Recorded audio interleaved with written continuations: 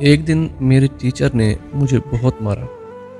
میں نے دل میں انہیں جتنی گالیاں دے سکتا تھا میں نے دیں، اور ارادہ کیا میں جب بھی بڑا ہوں گا تو انہیں ضرور سبق سکھاؤں گا۔ لیکن وہ مجھے سبق سکھا گئے۔ ایک دن ملے، سائیکل پر تھے اور کافی بزرگ ہو چکے تھے۔ ان کے پاؤں شوگر کی وجہ سے سوجے ہوئے تھے، اور کبھی کبھی تو وہ بنا جوتوں کے بھی سائیکل چلاتے تھے۔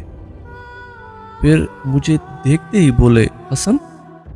میں گاڑی سے بھاگ کر اترا اور بڑے خوش ہوئے مجھے دیکھ کر۔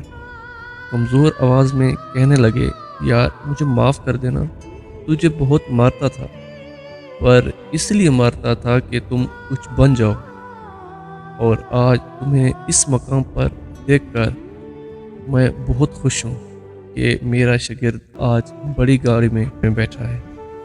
بیٹا، تم میری خوشی کا اندازہ نہیں کر سکتے۔ پھر وہ میرے استاد رو پڑے، مجھے سینے سے لگا لیا۔ روڈ پر کھڑے تمام لوگ یہ منظر دیکھ رہے تھے، اور پھر میں نے ان کے پاؤں چومے۔ ہم دونوں استاد شاگرد گلے لگ کر رو رہے تھے۔ جس راہ چلتے بندے کو پتہ چلا وہ بھی رو پڑا۔ استاد شاگرد کا پیار دیکھ کر بات یہ ہے کہ آپ اچھے نمبرز بھی نہ لیں، اچھے گریڈز بھی نہ لیں، صرف اپنے ٹیچر کا ادب کریں تو اجر ٹیچر نہیں بلکہ خدا خود دیتا ہے۔ مجھے یہ ملاقات کبھی نہیں بھول سکتی۔ مجھے تراشنے والے وہی تو تھے۔